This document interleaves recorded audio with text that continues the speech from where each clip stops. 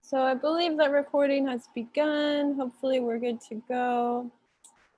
So we're going to introduce ourselves and introduce the topic for our webinar today, our webinar workshop. And then we will guide you through our presentation. And for those of you watching this as a recording, any questions that might come up for you, please email us at advising@mills.edu. We will share that information on the screen at the end. You can also schedule an appointment with us through Handshake, which we'll remind you of and include some links in the PDF format of this presentation at the end. I'm actually going to stop sharing real quick so you can see who we are, put some faces to voices. So I will stop sharing real quickly. Hello, my name is Marinka Swift. I'm an academic navigator at Mills College. My pronouns are she, her, and hers. And with me today presenting is... Hi everyone, my name is Andrea. I use she, her pronouns, and I'm the senior peer academic advisor here at Mills. Great, thank you. So now I'm going to switch back to our presentation. You know, maybe hopefully make some associations between our voices as you follow along. If you are with us live, we will have some time at the end for you to ask your questions, or you can ask them throughout the presentation in the chat, and we will read those as soon as we are done. Cool. Okay, so the topic for today is remote learning and study strategies. It's a brave new stressful world out there. It's our not fully second, but we're going into this full remote virtual learning at Mills, and it is presenting you know, some advantages and some challenges. And we wanted to put this put these resources together to share with you so that you can engage in remote learning efficiently in a way that feels good. And we also wanted to provide some study strategies that would facilitate your remote learning this semester and into the future. Many of the study strategies that we're going to talk to you about are not only for remote learning. So these are tools that you can implement in your academics and in other professional spheres of your life outside of remote content. So context, sorry. So take some notes, or feel free to just pause and rewind when you're watching this on your own time. And hopefully you find the strategies and the tools that we share with you today helpful, new, and they become familiar for you. If not for you, maybe a friend, refer a friend. Everyone has their own style, but hopefully you find something that works for you in this presentation so you can really thrive and do well no matter what modality you're learning in. Okay, so as I mentioned, remote learning is different than learning in person. It has its benefits and it has its challenges. The benefits of online learning is that it offers you flexibility. It can perhaps inspire inspiration or a new level of interest for you in content that you're learning, because you might be able to utilize more multimedia platforms or methods, so music, video, recordings such as this, virtual breakout rooms, things like that, that can really mix things up. You can learn on the go. So part of providing flexibility is providing learning wherever you are. And you can get a lot of extra information at your fingertips. Some challenges to remote learning is that remote learning requires more self-regulation than perhaps you might be used to with classes in person. And that self-regulation requires diligence, it requires maintenance, it requires you regularly, It requires you regularly managing your own time and regulating that time for yourself. The extra screen time can take a toll. There's, it can be quite draining to have this extra time looking at a screen and engaging with people through 2 dimensions rather than 3 dimensions. And sometimes you might feel you have limited opportunities to engage with your peers or instructors. It's very different than being able to go and find them in the tea shop or in the dorms or on the grass outside or in offices. And so that is another challenge of remote learning. Similarly to the need of more self-regulation is that you need to be more organized, and time management is more critical. While it might seem that the flexibility offered through remote learning means that you have more time to complete tasks because you can decide when to sometimes, often remote learning actually is more time consuming. And so that can become quite challenging in terms of time management. And it's not too difficult to find yourself behind or feeling really tired from all the time that you're spending online and trying to manage your new lifestyle as a student remotely. But our office, Advising Career and Global Learning, we're here to support you. We work with students to identify and develop sustainable tools for time management, learning and study strategies, goal setting, and accountability. So we'll remind you again, you can schedule an appointment with us. If any of this sounded familiar or resonates with you, please don't hesitate to schedule an appointment. At the end of this presentation, there's a link for you to do that.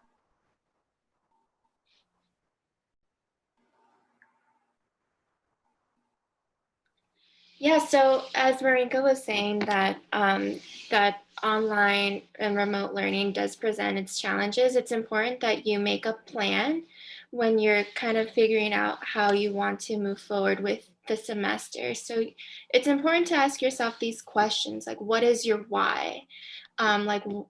What are your semester goals, and what's working for you, what's not working for you? And so we're already kind of halfway through the semester, and you've had the opportunity to go through your classes, and maybe your regular studying habits are not quite working for the classes and for the work environment that you're in. And so it's important to reflect back onto those habits that you've had before, what works, what's not working, and then reevaluate and move forward with your new goals that you have.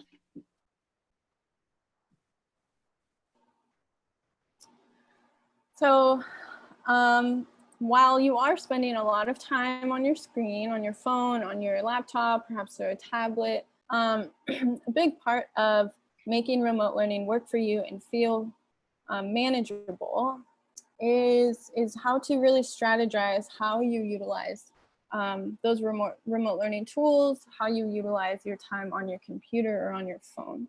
So apps can be your friends. They can get in the way, they can be distractions, but they can also be your friends. And we have for you identified some really beneficial apps that will help you stay organized, will help you set and meet goals and study effectively and efficiently. So we're going to talk to you about some apps for time management, organization, some for self-care and concentration, and goal setting and accountability.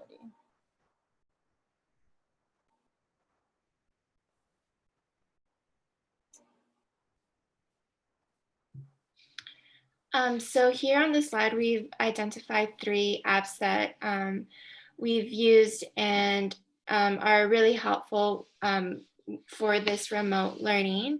The first one is called Focus Keeper. This is the one that I use personally, and it really helps if you procrastinate a lot and feel overwhelmed, and this can use to enhance your study and focus and remove any anxiety that you might have with time pressures. And so how it works is that there's a study habit cycle, and so it calculates 25 minutes where you study and focus on one assignment, and then after that 25 minutes is up, there's 5 minutes where you get to take a break. And this helps with your study cycle, and really helps you utilize your intentions with your study habits. The next one is called My Life, and it's built to respond to your exact feelings at the moment. And then it curates some few meditation sequences.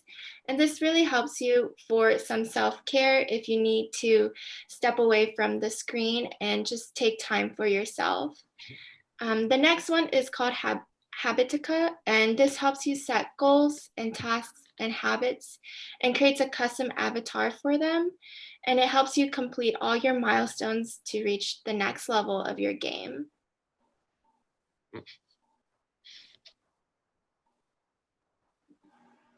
So you get to make decisions about what works for you and what doesn't. But you're certainly not alone. If you are experiencing any challenges with remote learning, with focus, with organizing your time, with completing tasks, you're not alone. And that's why we decided to put this presentation together and share these resources with you. And in doing so, we identified a pretty straightforward series of steps that you can take to start to feel better about your learning experience remotely and to feel more in control of your success. So step one is make a record of everything you have on your plate, and we mean everything. Step two, visualize your time. Create some sort of visualization. You can use any of the habit tracking tools that Andrea just described, or some other ones that we'll mention in a couple minutes. Something to help you really create a visualization of what your time looks like and what you're spending your time doing and for how long. Step three is create your team of support. So don't go at it alone. You wouldn't do that in person, hopefully. Everybody is stronger in community and as a team, and Mills is here to support you. Academic navigators, peer academic advisors, career coaches, your TAs, your instructors, your faculty advisors, CAPS, SAS. There's a whole team of folks here to help you identify what works for you, create a plan, and stick to it. So make your team, identify who's in your team and maintain your team of support. And then step four is get started. Once you've made a record of everything you have going on, you've visualized it, you've made a map sort of for yourself, a visualization map of what your days and your weeks look like. You've identified and communicated with your team of support, and then it's time to get started applying these tools for yourself in your remote learning and in your studying. Take breaks. Don't go full speed ahead and think that you can run on empty. You need to honor yourself and your body and all of your needs as a whole person, a whole student, and track your progress. Your progress will look different for different things. You might have short-term goals and long-term goals, but you have progress in achievements along the way too. And part of identifying and experiencing your academic success is identifying your progress and celebrating that progress along the way too.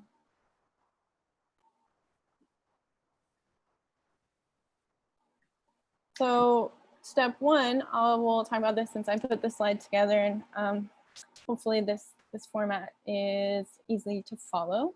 So step one, being real about all the things you have on your plate. Remember that time can move differently online. It might feel more time consuming, and sometimes it is. And you're taking classes, but you also have other responsibilities or obligations, perhaps other deadlines, hobbies, personal tasks, maybe a job outside of school. All of these things are real things that are in your daily life. And it's important to write those down, to think about those things when you're making a schedule for yourself. And self-care. Self-care is also a part of your daily life. It's not a good time to try to white knuckle it. This is a new learning style for many of you. And this is certainly a new sort of era for Mills, temporary but real nonetheless. So don't skimp on self-care, or you risk burning out. You might perform poorly if you're not sleeping well enough or not eating what your body is asking for and what it needs. if you're not exercising. And if you find that you're really trying to white knuckle it and rush through it and just be tough and not give yourself breaks and not take care of yourself too, you might find that you don't do as well as you set out to and not be so happy.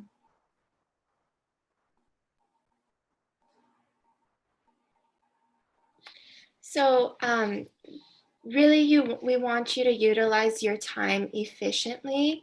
And there's many ways that you can do that. And here are some apps that we've identified that can really help you utilize all the time that you have. So one is the Google Calendar. Some of you might be using this through your Google Mills account.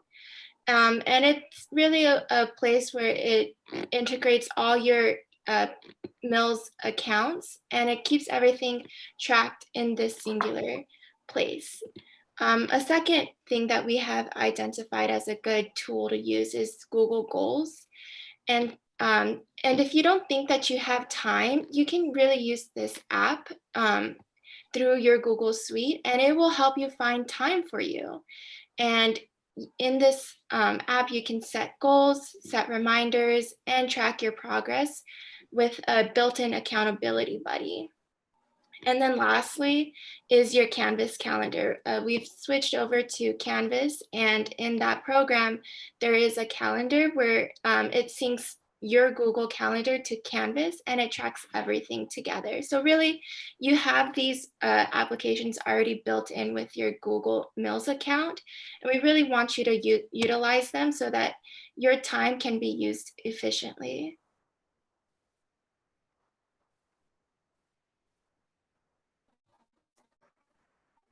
So the step one is recording, acknowledging, writing down everything that you have on your plate. And step two is visualizing your time. So you filled in your calendar, you sat back, you gave yourself permission to reflect about honestly everything you have on your plate. Then ask yourself some important questions. Does it seem reasonable? Did you give yourself time for you? Will this schedule allow you to meet your basic health and wellness needs? So will you get enough sleep? Will you have time to eat? Or are you just expecting to eat on the go? If exercise is important for your mental health and well-being and your wellness, did you make time for that too? Is there anything you've forgotten? Did you underestimate how long certain tasks might take? Did you limit the rest time that you will give yourself? And importantly, after having answered all of those questions honestly with yourself and visualize your schedule, ask yourself, is this sustainable? Can I maintain this for weeks, for a semester, for a year? And if so, great, get going. If not, then perhaps go back, get more honest about what you have on your plate, what you need on your plate, what you don't, what you have to have on your plate, how much time things will take, what tools you're going to use to complete tasks, to track your progress, and create a nice visualization then of what your days and your weeks actually will look like. So here's a good example of what we mean by visualizing your day. And this is with a schedule. You can do this on a paper, on your Google Calendar, but really just have your day planned out to the T. So making sure that you have a consistent schedule where you wake up, and then have your healthy habits like get dressed, eat breakfast, brush your teeth, moving on to your classes. And then in your classes, make sure that you're taking notes, having questions, maybe having your questions beforehand, or while you're taking your notes, have questions in the margins so that you can ask and be really engaged in your classes. And then obviously self-care is super important. So take those breaks as needed. Make sure you're eating lunch. Make sure that you're stepping away from the computer and having time for yourself. Again, take your afternoon classes if you have some, making sure that you're still engaged in those classes. More breaks. We obviously need more breaks, and you can go out, take walks, have snacks, call friends, even though we may not be able to see them in person, but uh, having your support system, and making sure that you keep tabs with all of your support buddies. And then later on in the evening, making sure that you complete all your assignments that is needed for the day or for the next, um, dinner and bedtime. That this is what a good example of a schedule looks like, but again, every situation is different and you just modify it to what suits your needs best.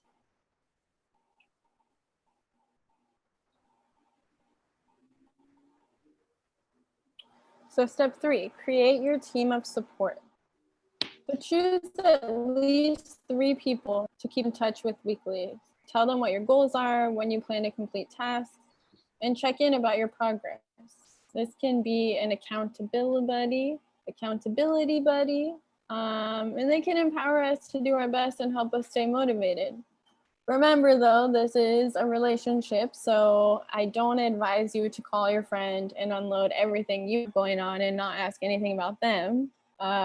So make sure that that is a reciprocal relationship, that they're down to be your accountability buddy, that they're engaged and care and have time as well to be there for you, to support you in this way. And check in with them. Even be very explicit. You can say, hey, I want 3 people in my corner that I can check in with regularly. Can you be one of those people? This is what that would look like. Does that work for you? Are you okay with that? Because you're not alone, right? Those 3 people can be friends, they can be family. But it's nice to also remember other people and other people in your community at Mills who are also there to support you, to hold you accountable, to check in on you, to motivate you and inspire you and cheer you on. So you have your major advisor, academic navigators, peer academic advisors, your instructors, any of your classmates or your peers. Maybe you don't have class together, but you like them, you both go to Mills, and that's a peer. Your study groups, if you don't have a study group, you can start one even virtually. SAS outreach counselors and CAPS counselors. So these are all folks that you can call to be in your corner, who you can check in with regularly. Let them know how you're doing. Let them know what you've accomplished, what you want to accomplish, what's working, what's not. You will find that those relationships will really help you to stay consistent, and for whatever goals and schedule you set out for yourself to thrive in this remote learning environment, will become more sustainable with that support network really manifest in your life, and that you're really showing up for those relationships too. Like what Marinka said earlier in the presentation, remote learning gives you the opportunity to connect with people as you travel, or just on a whole new different level. And so make sure that you make connections with people, not only locally and within the Mills community, but you can branch out to the outside of what you normally connect with. And so don't limit yourself, and don't be afraid to reach out to new people and be the bridge between you and another person.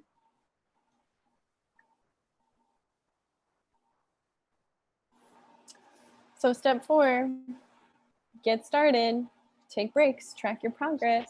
So you've arrived here, you've identified everything you have going on, you got real honest with yourself. You have a job, you have family, you have an internship, you have classes, you have assignments, you have hobbies, you have exercise and other self-care practices, you have to sleep and eat, you have all of these things on your plate.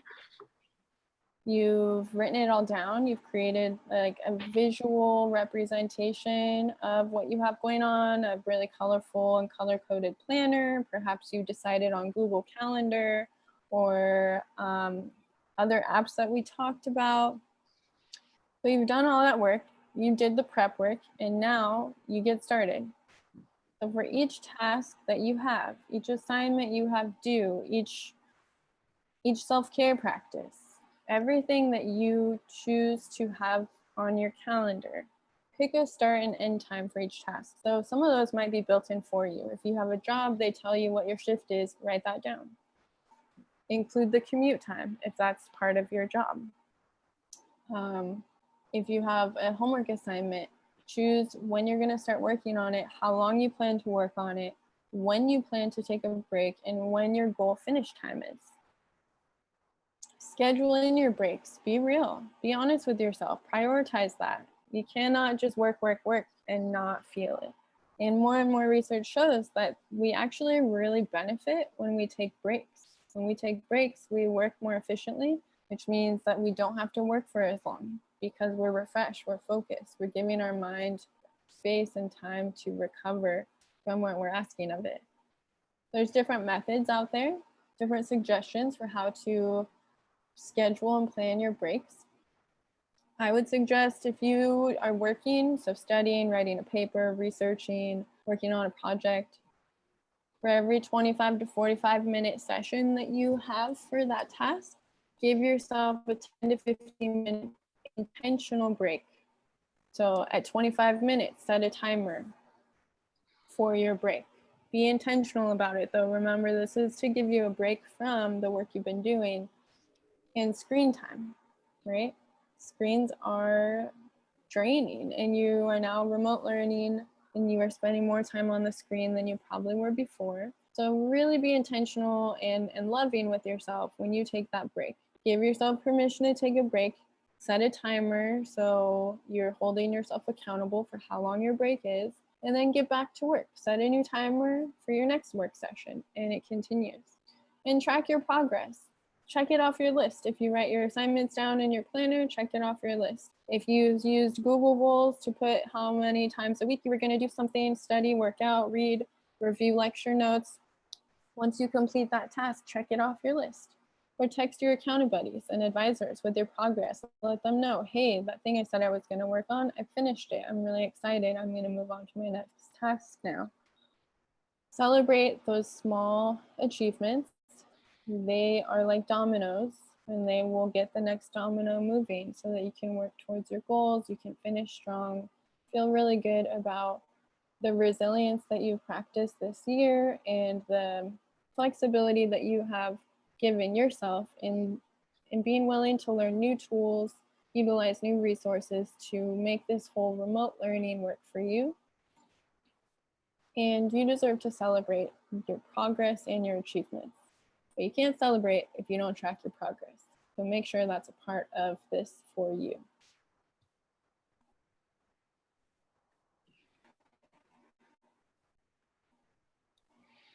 So as you think about your team of support and who you want to include in that, the academic navigators and the peer academic navigators are always here to help you achieve your academic success here at Mills.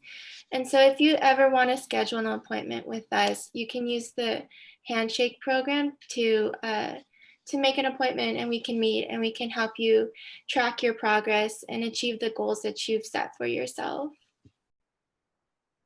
This semester, as we're still remote together, we're offering appointments every day. We have appointments with video, with Zoom, or with Google Meet, whatever platform you prefer. We can also do phone appointments if you don't have access to a camera on your laptop all the time, or just prefer a phone appointment given what you have going on in your day. So don't be shy. Don't feel obligated to pick video if you prefer phone. We'd rather meet with you than not at all, and we prefer that you choose the modality you're comfortable with. So go ahead, get started, right? You can schedule an appointment with us. You can email us if you have any questions about anything we just talked about, or if Handshake isn't working for you for some reason, or you just aren't figuring out how to make an appointment. Even after watching the how-to video on the previous slide, email us at advising@mills.edu and we can walk you through it. The link to Handshake is embedded in the previous slide, and it's also right here for you with the Handshake logo and the website beneath. And yeah, we hope to see you. And we really thank you for taking the time to watch this video. We hope that you found this informational, inspiring, encouraging. You're an innovator. You are innovating your learning style. You are innovating your approach to academics, and you're doing it for you. And that is not nothing. We're here to support you and help you figure it out and help to make it feel as fun as possible along the way. So if you're watching this recording, please, and you have any questions, email us at advising@mills.edu or schedule appointments so we can get your questions answered as soon as possible. And thank you very much.